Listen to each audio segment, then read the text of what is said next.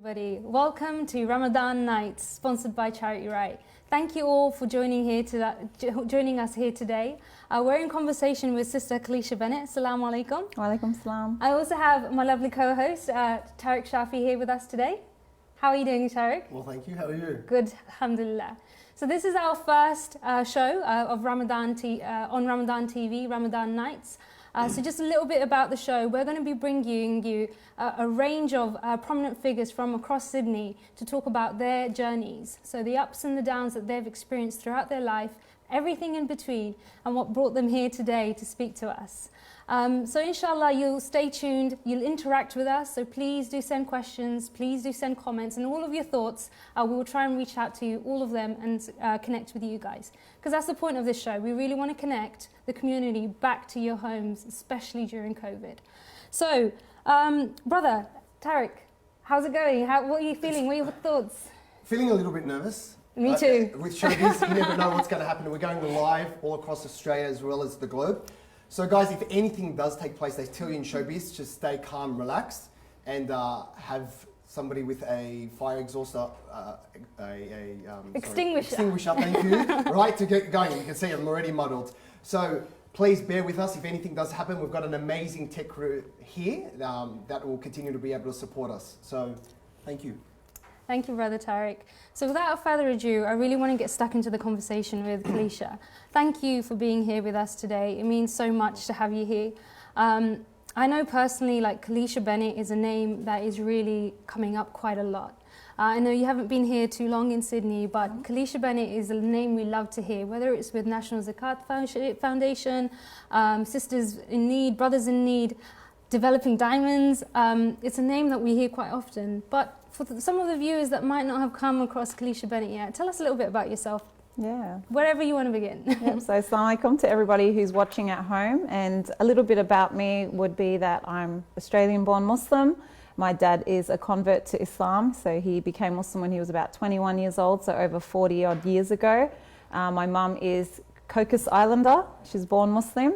And so I've come from that mixed cultured background and grew up in Perth, WA actually. So most of my life I grew up out in the country, spent a little bit of time in the city, living in the city, and went to Muslim school whilst we lived in the city. And then in the teenage years moved back out to the country again, and then back to the city again. And got married quite young and became a mother quite young, and got involved in community work and dawah work. And continued with that for about 10, 12 years. And then a couple of years ago, we decided to just do a big change and pull ourselves out of our roots and, you know, step into a bit outside of our comfort zone, I guess. And we moved over to Sydney and just been able to benefit from the community here and have a lot of resources and support for my kids as they grow up as well, rather than me coming from having to provide a lot for the community. I'm now able to, alhamdulillah, still provide whatever I can of support in the community, but also benefit my family, because there's a lot going on here, alhamdulillah. Alhamdulillah. So I've personally done a big move. So you could probably tell by my accent, I'm not a local. Yeah, that's a big move. It takes a lot. So I moved, I left everything I knew, everything I loved, and I came to Sydney, just much like you. It's hard, it's really hard. How have you coped with that change in your life? You know, it's a brand new chapter, and more importantly, what drove you to do it? Like, what was the ultimate reason you thought, I'm heading over to Sydney? Yeah, it was actually a bit of an unexpected move, to be honest. I'd really established myself in Perth where we lived, and you know, that was the game plan, to live in Perth, continue the work that I was involved in quite heavily, in leadership positions and teaching positions. We'd established, alhamdulillah, a community centre, which originated from a few different programs that I was involved in helping to establish in Perth. And a lot of people say Perth, you know, it's wait a while. It's it's about 15 years behind Sydney in development. So back, you know, when I had my first few kids, and I thought, we're missing a lot here. We didn't have like basic Islamic studies courses. We didn't have convert support programs. We didn't have any youth groups. So seeing that there was so much needed, we have that responsibility as Muslims to step up, and if something's not there, if there's a gap, if there's a space, we have a responsibility, if we see that, to create what's needed. Yeah. So I only had, very basic skills, basic knowledge, but I, took the responsibility upon myself as well as other teams of people, alhamdulillah, the power of teamwork. Yeah. And, we established different things there and really felt like that was my home, that was now my work, my life's work. And I reached a stage, kind of hit me out of nowhere where it was like, I think we need to move, like I need a change. I need to, I know that there's a basic human need of growth. You need to feel like you're growing. And I felt like I'd reached like my own personal ceiling, and I was serving and delivering so much, but there was this part of me that was like, what about me? What about me? Yeah, so moving over to here, alhamdulillah, I had one of my siblings. I've only got one sister, and she lived over here, so I thought, I'm coming. Oh, and our kids, we have three daughters who are the same age. So I thought, what, spend some time over here with my sister, and there's so much to learn from here. And prior to moving over to Sydney, I was studying distance learning, some of the Islamic studies courses and stuff that they've had over here. So I've always kind of been tied in a way. To Sydney, So did the big move, and it hasn't been easy. Yeah, it's been pretty. I think it's lonely for a long time. Like coming from being so tied to so many people and loving your community and having this sense of sisterhood, brotherhood with your community that you've grown up in, your family, leaving all of that behind and saying, like, I come here and I'm like, this new kid in town, and having to rediscover my identity, like who am I aside from what I do? So that's been a beautiful journey of like self-discovery as well. Yeah. So Calisha, normally when you step out of your comfort zone, there's pain that's normally associated because that's how you get the growth. Yeah. Right? So do you mind just unpacking that a little bit for us in terms of what pain did you experience from probably being highly visible, well recognised in Perth, established a good ecosystem and a support structure to coming over here and then having to start again? And then the second thing on that is you said as Muslims we've got this responsibility to do that. We do, but not everybody's self-aware of that.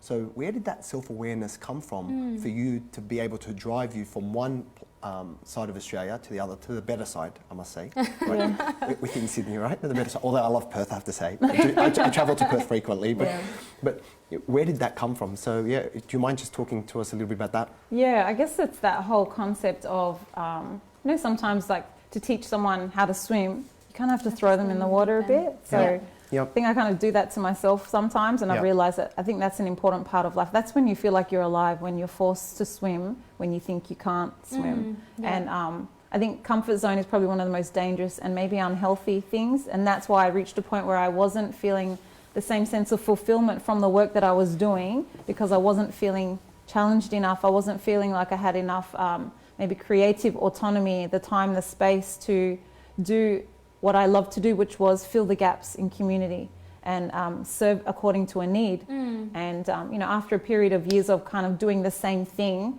I just needed that little bit more of a challenge for myself. So, the grieving process I think happened before I moved. There was a lot that we were kind of wanting to maybe get some space and move away from as well, because you can kind of get stifled by your own community.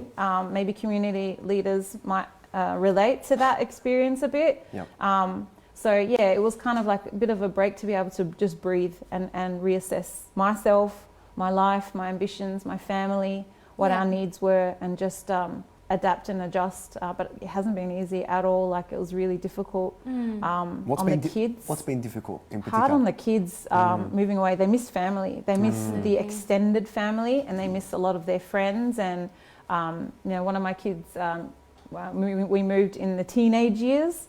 It's a big no-no. Big no-no, in teenage rules, like you don't uproot them when they're like, lost my friends, lost my whole their support. friends are their identity. So having to watch that's so painful. So painful. But you've got to look at your family as a whole. You can't always kind of make decisions based on what one person wants. It's got to be a family decision. So not easy. But that's life. Life is not easy, absolutely. It's tests and So it sounds like your kids are a big driving force in your decision making and what makes you who you are today.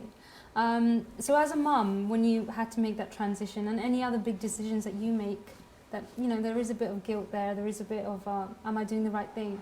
How do you work through that? How do you come to conclusions? How do you, navigate through the life of motherhood, really? Yeah, well, alhamdulillah, I've got 5 kids, and they're aged in from their late teens and down to a little wild little 4-year-old little girl. So yeah, it's interesting. It's been an interesting journey. I became a mum at such a young age. I hadn't formulated my own identity, and all of a sudden, bam, you're a mother, and then that massive sense of responsibility that someone else's life is now in the palm of your hand. So I took that very heavily, very seriously. So I entered motherhood very intensely, painfully intensely, and I've mellowed out now a lot, alhamdulillah. But would your kids say that? My kids? Would they say that you've mellowed? Yeah, I think so, in ways, but I'm an intense person anyway. So, go hard or go home. Yeah, I tell them I'm a bit much, but for the right reasons, and they know that, and they know that, and they voice that. That's what, when you hear your kids give you feedback, they're saying what they see, what they feel from you. So you just want to live life where you know that you've given 100%, and sometimes that's intense. But kids are a massive driving factor, definitely, in making the decisions in your life and your family's life. It's not easy. There's a lot of pressures on mum and on mothers, and you mentioned the word like guilt. That's something so often said, motherhood guilt. It's like they're synonymous. The same, and we don't hear that a lot with fatherhood, unfortunately. Yeah, why is that? Don't ask me. I don't know. Okay. On that note, I have to say, folks, we're gonna go out to a break, and we're gonna come back and talk to Calisha Bennett more about COVID-19, how she's navigating Ramadan, and we're gonna talk chicken wings, hot sauce, and a lot more. Please keep your questions coming through down below in the Facebook section. This is sponsored by Charity Ride Australia. We'll be back in a moment. Bismillah, walhamdulillah, wassalatu wassalamu ala rasulillah. My dear brothers and sisters, have you ever thought about what life will be like in Jannah? There is a very, very beautiful hadith Qudsi where Allah subhanahu wa ta'ala, He says, أَعَدَدْتُ لِعِبَادِيَ الصَّالِحِينَ مَا لَا عَيْنٌ رَأَتْ وَلَا أُذُنٌ سَمِعَتْ وَلَا خَطَرَ عَلَى قَلْبِ بَشَرٍ. Allah here, He says that I have prepared for my righteous slaves what the eye has never seen before, and the ear has never heard before, and the human heart and the human mind could never even imagine. So my dear brothers and sisters, if you and I were to close our eyes and dream, we could not imagine how amazing life in Jannah will be like. This Ramadan, let's work to achieve Allah's mercy and His Jannah. Wassalamu alaikum.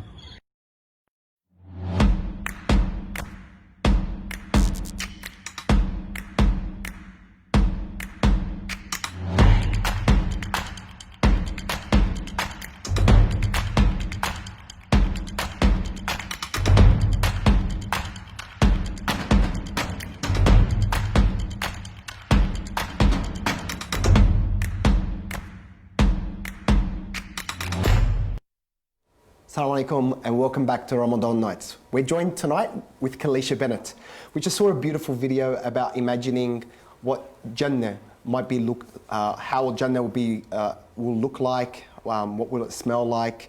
And if we relate that to today's pandemic globally, we've never seen anything like that before. So just before we go in and we ask Calisha about Ramadan and COVID-19, I wanted to talk to you a little bit, if it was okay, about being a public figure.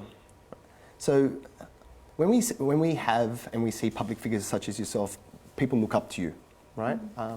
Of a wide array of ages, genders, etc., etc., etc. But with that, I guess, comes this pressure.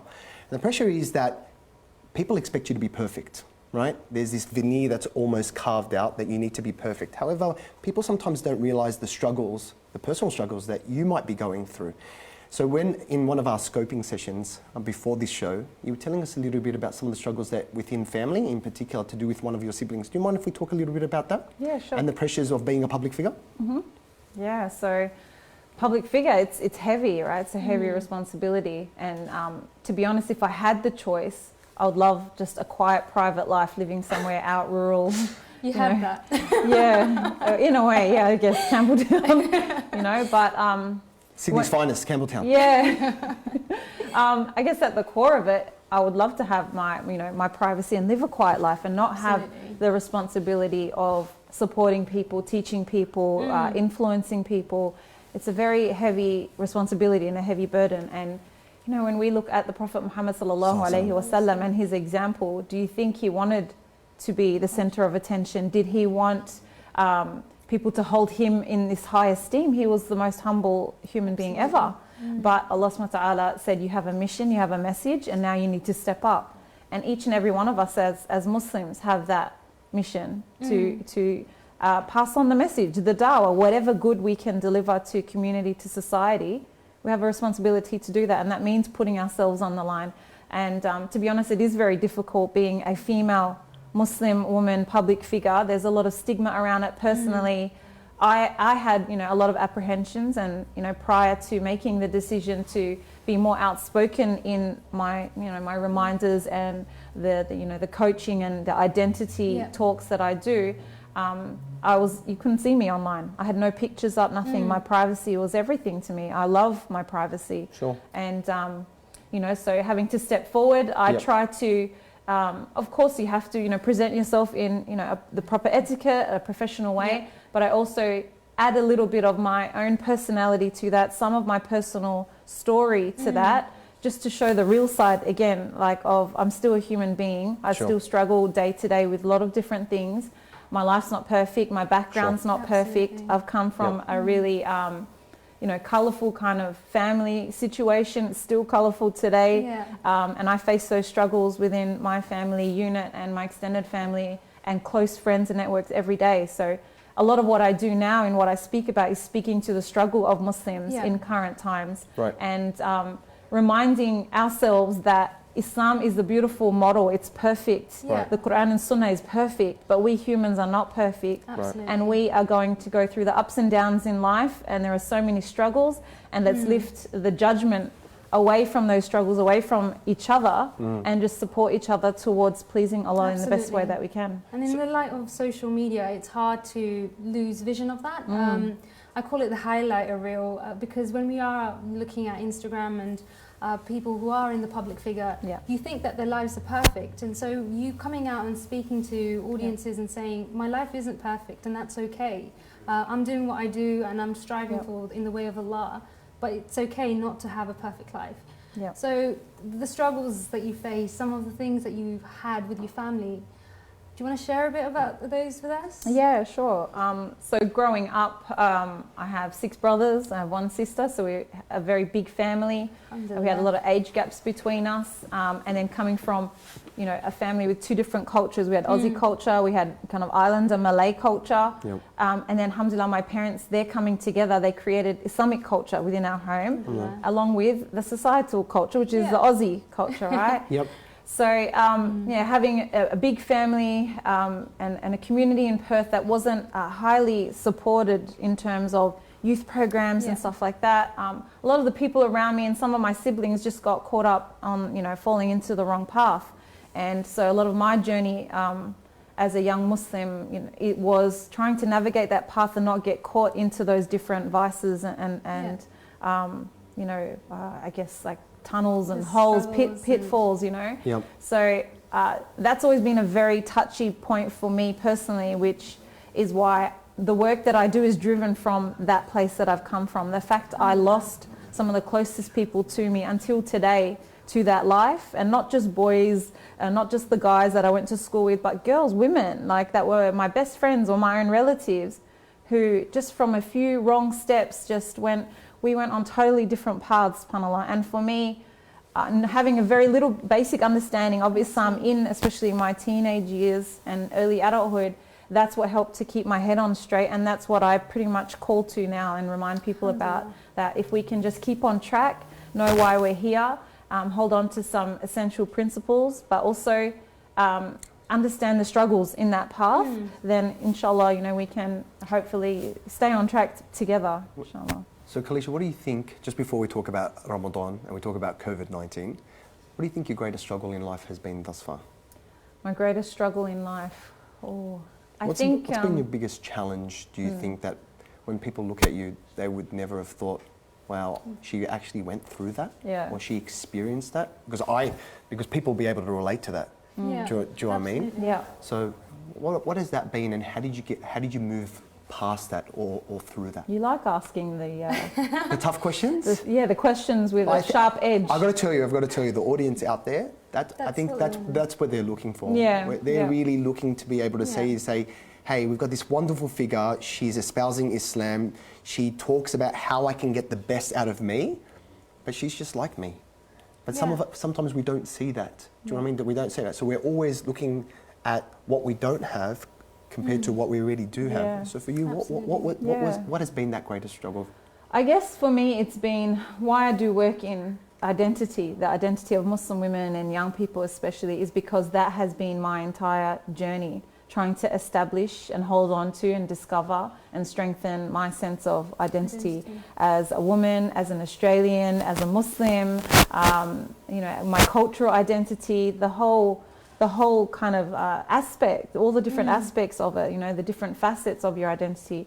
And why has that been my biggest struggle is because of what's happened around me up to this point, still till today, the struggles that would happen around me that I would be involved in supporting or get caught into or have to navigate have been really intensely intense. Like what, Calisha? Things like drug addiction around me. I've witnessed and been involved in domestic violence situations, marriage breakups, the ups and downs of life. Yeah.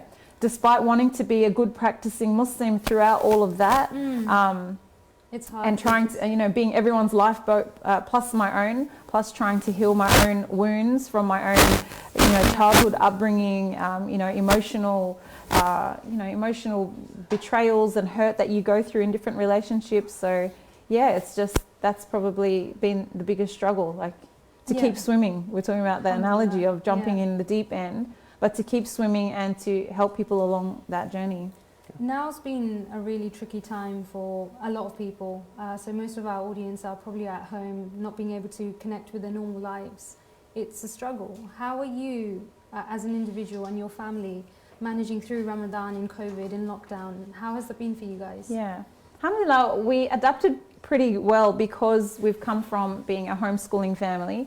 A couple of my kids are now, alhamdulillah, at school. They were supposed to be at school and the school sent them back to me thanks to the coronavirus. So You know I'm not how to impressed. manage anyway. I'm not impressed. The 1 year I'm like, okay, I'm going to have a little bit of me time. They sent them back. But I was going to need a refund, I guess, we adapted pretty well, but overall it's about having routines and systems, disciplines within your home that build up and create a healthy life, So you have your Islamic aspects, your worship, your learning, your kids' Islamic studies programs that, hopefully you're reading Quran and things like that. But then there's also making sure you're staying fit and healthy as a family. So exercising, looking after your mental, emotional health. Absolutely. Yeah, life skills, doing things around the place, challenging yourselves. Like, my son's been teaching himself how to do backflips and on the trampoline, like little things like that. We're going to have this guy here, He's got Hamza here in the crowd, right? That's okay, very we'll cut good. to some footage of him doing his in a moment, we'll just cut to some footage. self-taught, who needs very gymnastics classes? Exactly. But What kind of exercise have you been doing with the family? Like, what are you guys been doing? yeah, well, they've got the Get the Kids Fit online for the kids. That's like 3 times a week, so that's been really good. But I'm an exercise junkie myself, so I just make sure I get those in. And like the benefits for your mental health, like you can't really explain how good it is for your mental health. Just 1-2 days without exercising and you'll feel it. And when you do exercise, totally different shift in mood and endorphins and stuff like that. So believers, we should be the healthiest people on the planet. Yeah. Unfortunately, we're one of the unhealthiest populations, so that's a whole nother issue. There's a another joke, topic. it's only Muslims that will spend the whole day not eating anything but still put on weight at the end of Ramadan. Always, everyone. We laugh, but it's Alhamdulillah. embarrassing. It is embarrassing. It is. Shame, Yeah. No, that's good. But for some parents, it might be a little bit more difficult where activities in the household and managing working from home and all of those stuff. If you could say one message to the mothers and the fathers who are juggling so many different aspects of their life, what would that be? Yeah, I'd say go easy on yourself and simplify what it is that you expect and know very clearly your minimal expectations. If it's your deen, if it's your learning, their school, your health, maybe 2, 3, 4 aspects. Keep it simple. Don't overburden yourself, because then you'll totally throw the towel in. That's what people do. They tend to overburden themselves and have too high expectations, and then they throw them all over the edge. Like they give up on everything because it becomes too much. So just simplify. Know what's important. Yep. And there are, technically I always tell people what are the 5 most important things in your life, and that's what should be the essentials. The absolute go-tos. Yep. In life. Yep. And just before, I think we're going to throw to a break, and we're going to come back with chicken wings, hot sauce, and we're going to see what your... Not before good. that, We're going to bring out the Malay in you. yeah, we Let's see certainly how are. that is. We're going to see how it is. That's going to be my Aussie side, struggling with the tissue box. Can I ask you, what's been the greatest thing that COVID-19 has brought as a result of, for Ramadan, and the family unit in particular? What do you think has been the greatest outcome compared to potentially a Ramadan that we'll never see again in our lifetime? Yeah. I think definitely the quiet and not having the demand of go. Yeah. Having by force all the appointments, commitments, everything cancelled on us by Allah subhanahu wa ta'ala's decree and his wise planning. Yep. It's for the good of all of us. Yes. And that quiet is where you can really delve deep into yourself, your worship, assessing your life, your values. What have you been missing out on? How many people have we heard that, and fathers, mothers saying, I'm loving the time I'm spending with my kids. Quality time, forced to have quality time. We're hearing that a lot. I've got to tell you, Calisha, we're hearing that they're loving spending time with their family. I've got my son here, loving it. Yeah, his mum's loving it. Absolutely loving it. Well, I think on that note, if I may, I think we're going to go to a break. We're going to be going into a quick break, but do stay tuned, because this is the part that I've been the most excited for. We're going to be testing Calisha. We're going to be putting hot wings in her mouth and asking her even hotter questions. Make sure you are asking those questions for us. So drop them in now. This is your chance. We're going to be asking those questions right after this break. Assalamu alaikum. Transform your Ramadan this year, my brothers and sisters, by internalizing this hadith. Check it out. Nabi Sallallahu Alaihi Wasallam tells us that Allah subhanahu wa ta'ala says that all of the deeds that the son of Adam does are for him, except for fasting. That is for me, and I shall reward for it. Or as it came. What this means, subhanAllah, one explanation for this is that every single deed you do, whether it's prayer, whether it's giving sadaqah, whether it's reciting Quran, the angels know the exact reward for it. And they write it down. It might be 10, it might be 20, it might be 10,000, it might be as many as the Mount of Uhud. They know the exact amount. But fasting is so special and so dear to Allah subhanahu wa ta'ala, and the reward for it is so grand that He kept this information from the angels. And you'll only find out this reward when you see Him on the Day of Judgment. Now just imagine that. Such an incredible reward. So have high hopes for this reward, inshallah, while you're fasting, and really do it in hope to get this incredible, unlimited, unspecified reward, special and direct from Allah subhanahu wa ta'ala. Barakallahu feekum and Ramadan Mubarak. Would like to welcome all our respected guests, honoured friends, to the inaugural dinner of Charity Right Australia. يا أيها الذين آمنوا اتقوا الله ولتنظر نفس ما قدمت لغد واتقوا الله. Charity Right is essentially an international food program. Our vision is to see a world in which hunger is no longer a barrier that prevents people from reaching their full potential. The focus is very niche. It is about feeding the needy. There are other institutions that are well established. We will support them, but we will not compete with them. This food is a good vehicle to touch upon those lives who we don't know.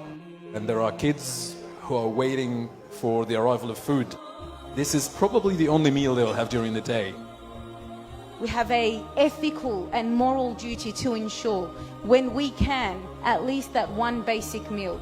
إطعام الطعام اقتحام للعقبة وسبيل إلى جنة الله في الآخرة. If you want Allah Azza wa Jal to save you in the after from the hardship you're going to face, spend today.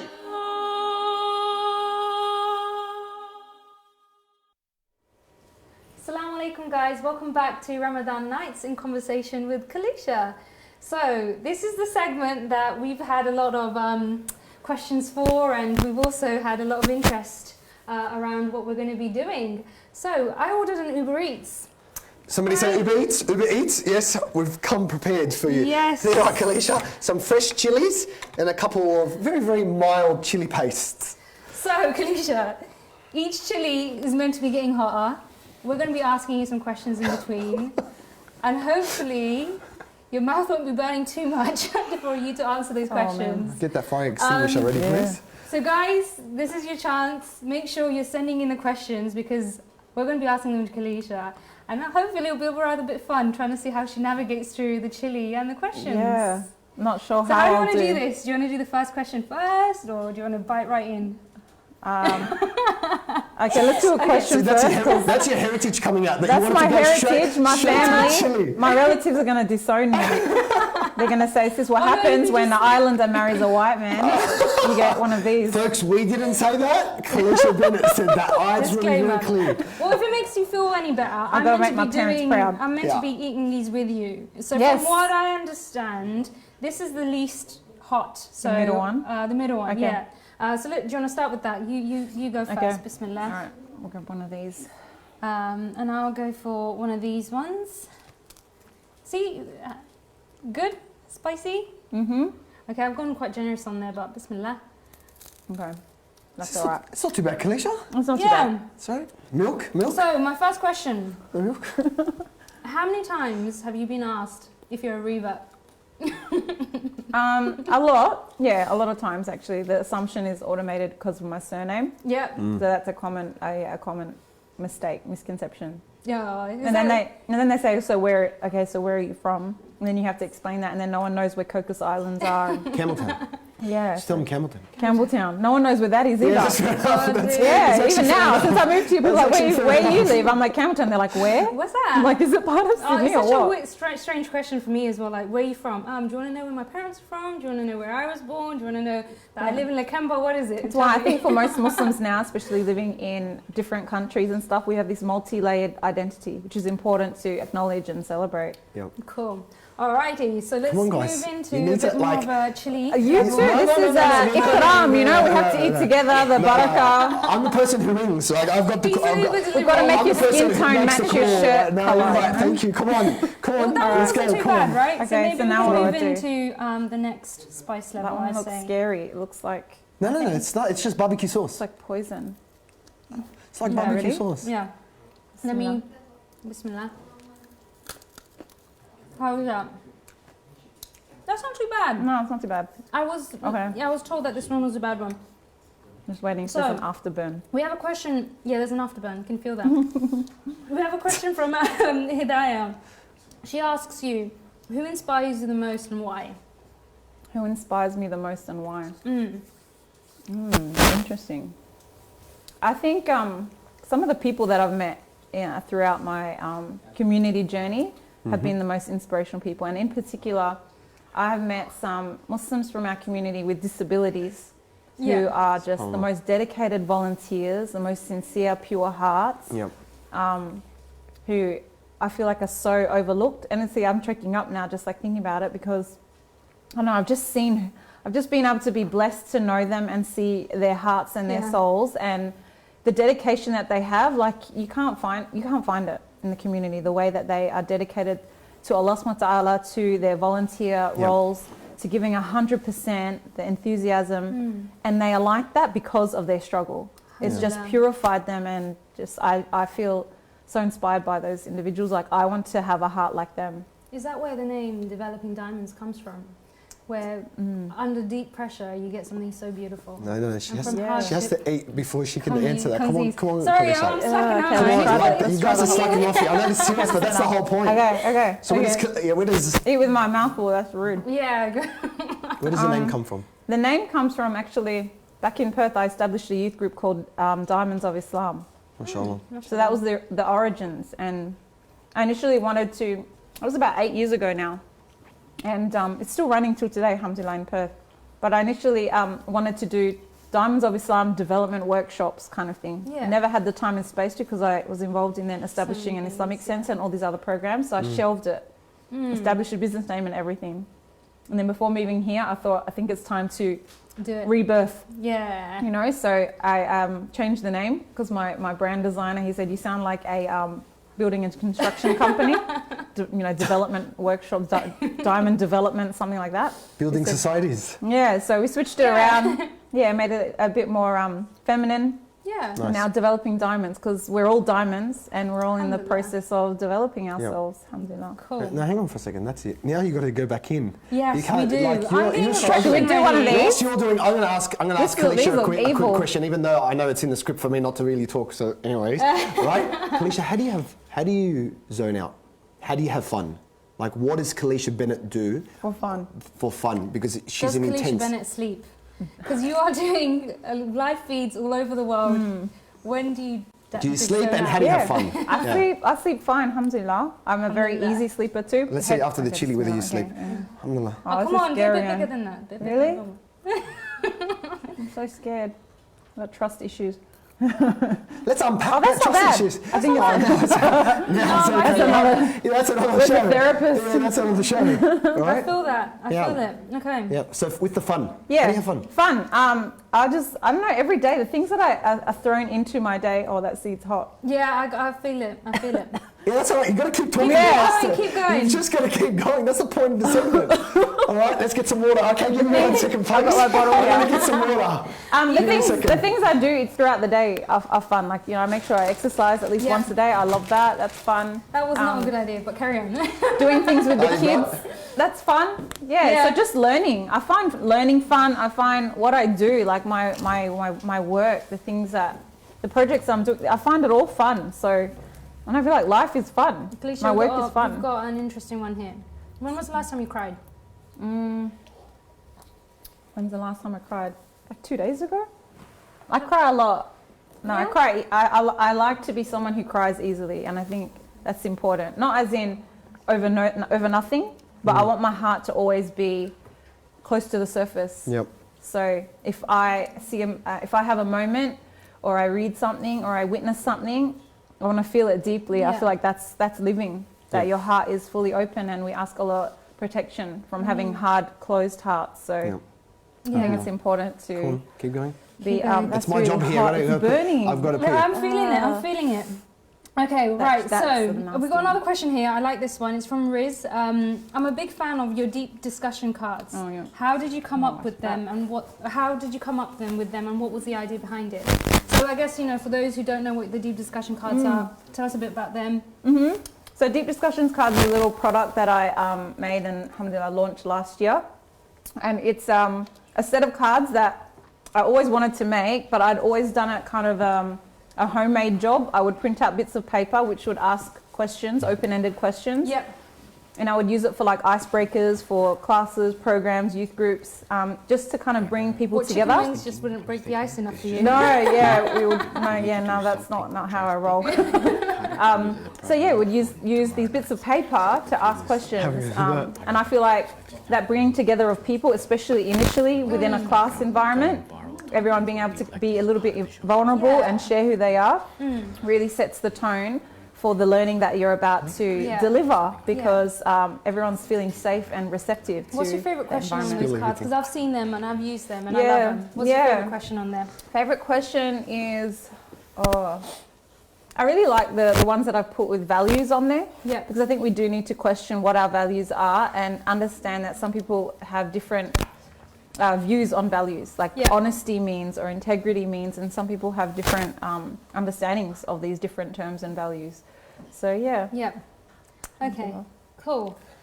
Calisha, one of the things that we spoke about just before, I think we probably wrap up this. Yeah, this chili is driving me nuts right now. I've bitten the wrong seed. You told us, I'm going to take it away. I'll take it away in a moment, right? You told us when you were 11, there was an epiphany that you had that you just felt like I had to pray right? You were thinking about your akhirah, right? There's your camera, there's a young Calisha Bennett out there. How does she get the best out of herself, or they get the best out of themselves? What advice do you have? Yeah, I guess I would say to really reflect on your life, reflect on the realities of life. It's easy to get caught up with all the illusions and all the distractions, and we're in times now where everything is so distracting, and our smartphones and devices just have a non-stop flow of messages, entertainment, videos, TikTok videos, and all these sorts of illusionary, distractive things which aren't meaningful. So reflect on the realities of life. Ultimately, for me, it was reflecting on death. Only being about 11 years old, realizing that my parents were going to die, and then I joined the dots and thought, hang on, I'm going to die, and that absolutely freaked me out. The concept of death, and that this life is one day going to pass and be over. And what does it mean to have lived a good life, and what will Allah subhanahu wa ta'ala, what will God ask me when I die? And ultimately it was, I knew that God would ask me if I obeyed and worshipped Him. So from, a young age, I decided, okay, as a minimum, I should try to pray.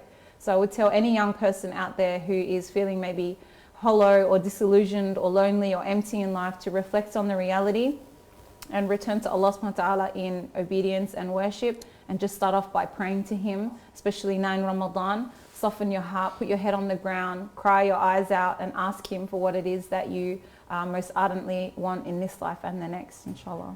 Thank you very much. Look, guys, I don't know about you, but I'm actually going to have one. Have one. Have this. It's been a bit. No. Like this has been. Come on, that's amateur level. Really? Like, whilst he does that, I'm going to mix a couple. Blend and add some.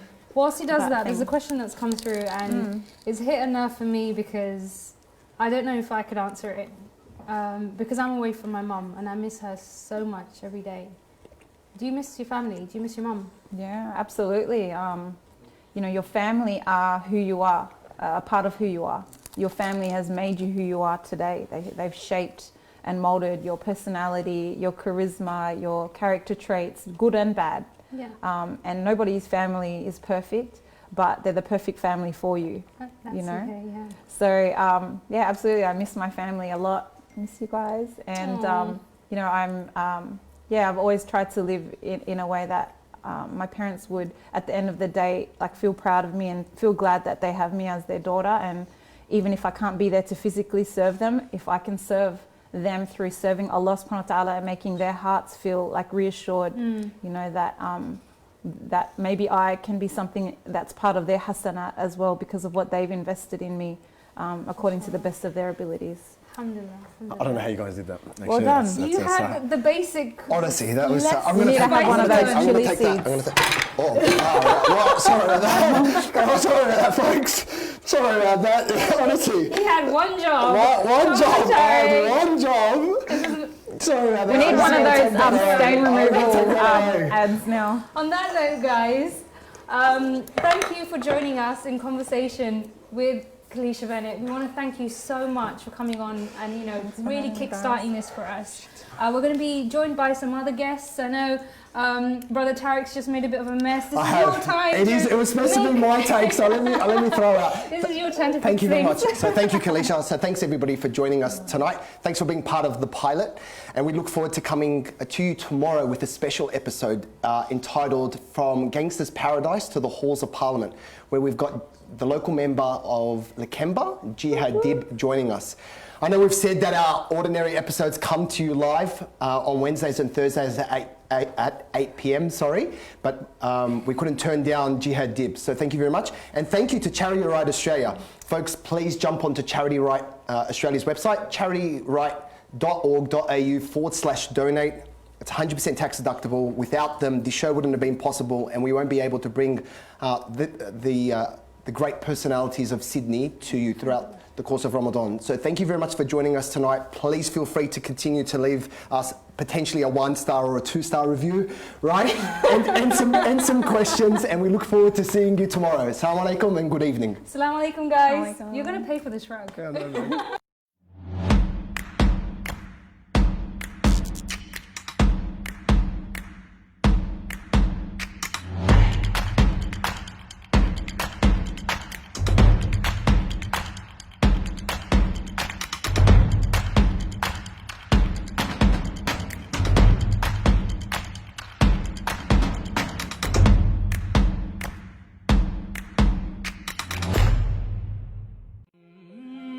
would like to welcome all our respected guests, honoured friends, to the inaugural dinner of Charity Right Australia.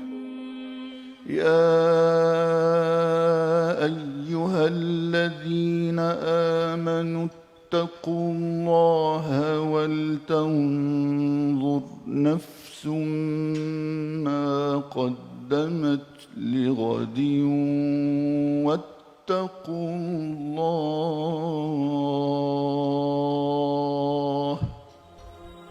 Charity Right is essentially an international food program. Our vision is to see a world in which hunger is no longer a barrier that prevents people from reaching their full potential.